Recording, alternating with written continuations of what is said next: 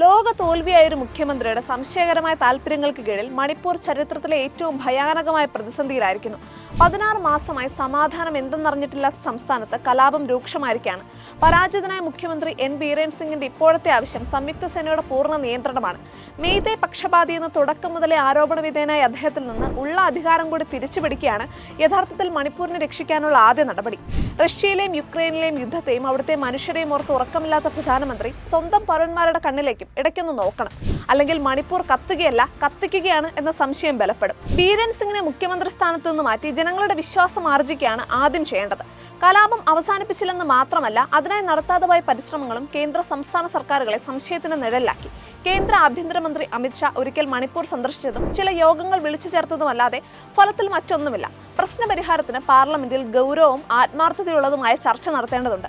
പ്രതിപക്ഷത്തെയും വിദഗ്ധരെയും സമാധാനാകാംക്ഷികളെയും ഒന്നിച്ചിരുത്തി പരിഹാരത്തിന് ശ്രമിക്കണം. ആരൊക്കെ പറഞ്ഞാലും ലോകത്ത് എവിടെയൊക്കെ പോയാലും മണിപ്പൂരിൽ പോകില്ലെന്ന നിഗൂഢ വാശി പ്രധാനമന്ത്രി അവസാനിപ്പിക്കണം. കുക്കി മേഖലകളിലേക്ക് കടന്നു കയറി അക്രമം നടത്താൻ മെയ്തേകളെ അനുവദിക്കാത്തത് ആസാം റൈഫിൾസ് ആണ്. അവരെ പിൻവലിക്കരുത്. കേന്ദ്ര ആഭ്യന്തര മന്ത്രാലയം, സംസ്ഥാന സുരക്ഷാ ഉപദേഷ്ടാവ്, ആർമി എന്നിവയുടെ നേതൃത്വത്തിലാണ് നിലവിൽ സംയുക്ത സേന. അതിന്റെ നിയന്ത്രണം സംശയനിഴലുള്ള മുഖ്യമന്ത്രിക്ക് കൈമാറരുത്. മെയ്തേകളും കുക്കികളും തമ്മിൽ ഇത്തവണയും വംശീയ കലാപമാണെന്ന സംഘപരിവാർ ഭാഷ്യത്തിന്റെ ചെമ്പ് തെളിഞ്ഞു കഴിഞ്ഞു. യാഥാർത്ഥ്യത്തിന് നേരെ മുഖം തിരിക്കാത്ത പ്രശ്ന പരിഹാരങ്ങളാണ് ഇനി ആവശ്യം.